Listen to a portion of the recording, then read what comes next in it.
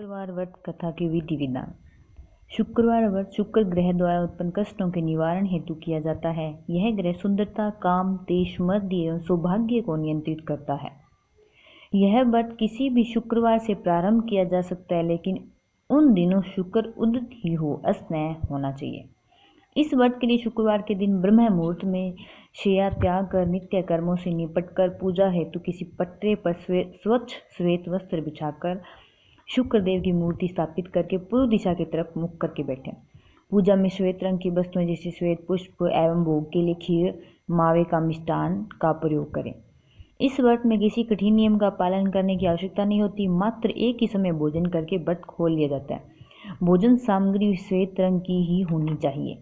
इस व्रत का पूर्ण श्रद्धा भाव से पालन करने से शुक्र ग्रह जनित कष्टों का निवारण होता है तथा समस्त मनोकामनाओं की पूर्ति निश्चित रूप से होती है। शुक्रवार की व्रत कथा। प्राचीन समय की बात है। एक नगर में कायस्थ ब्राह्मण और वैश्य जाति के 3 लड़कों में परस्पर गहरी मित्रता थी। उन तीनों का विवाह हो गया था। ब्राह्मण और कायस्थ के लड़कों का गोना भी हो गया था, परंतु वैश्य के पुत्र का गोना नहीं हुआ था। एक दिन कायस्थ के लड़के ने कहा, हे मित्र, तुम मुकलावा करके अपनी स्त्री को घर क्यों नहीं लाते? स्त्री के बिना घर कैसा बुरा लगता है। यह बात वैश्य के लड़के को जच गई। वह कहने लगा, मैं अभी जाकर मुकलावा लेकर आता हूँ। ब्राह्मण के लड़के ने कहा, अभी मत जाओ, क्योंकि शुक्र अस्त हो रहा है। जब उदय होगा तब जाकर ले आना। परंतु वैश्य के लड़के को जिद हो गई। वह किसी प्रकार से भी नहीं माना। जब उसके घर वालों ने सुना तो उन्होंने भी बहुत समझाया, परंतु वह किसी प्रकार से नहीं माना और अपनी ससुराल चला गया। उसको आया हो देकर ससुराल वाले भी चकराए। दामाद का स्वागत सत्कार करने के पश्चात उन्होंने पूछा, कहिए आपका कैसे आना हुआ? वैश्य पुत्र बोला, मैं अपनी पत्नी को लिवाने आया हूँ। ससुराल वालों ने उसे बहुत समझाया कि अभी शुक्र अस्त है, परंतु वह नहीं माना और अपनी पत्नी को विदा कर ले जाने हेतु आग्रह करता रहा।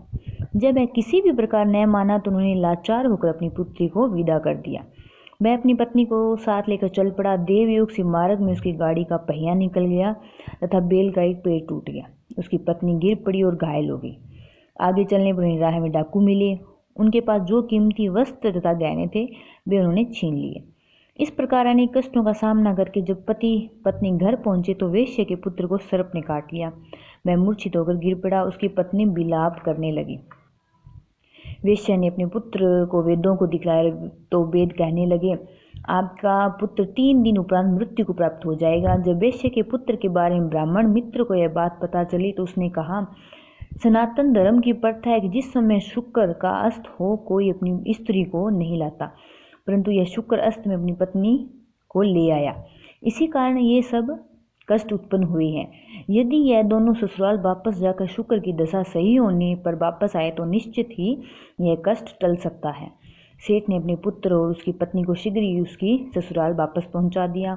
वहां पहुंचते ही उसकी मूर्छा दूर हो गई और सर्प का विष भी उतर गया। अपने दामाद को स्वस्थ देखकर ससुराल वाले अत्यंत प्रसन्न हुए। वैश्य पुत्र अपने ससुराल में स्वास्थ्य लाभ करता रहा और जब शुक्र का उदय हुआ तब उसके ससुराल वालों ने अपनी पुत्री और दामाद को विदा किया। दोनों घर आकर आनंद से रहने लगे। इस व्रत के प्रभाव से सभी कष्ट दूर होते हैं। शुक्र देव भगवान की जय।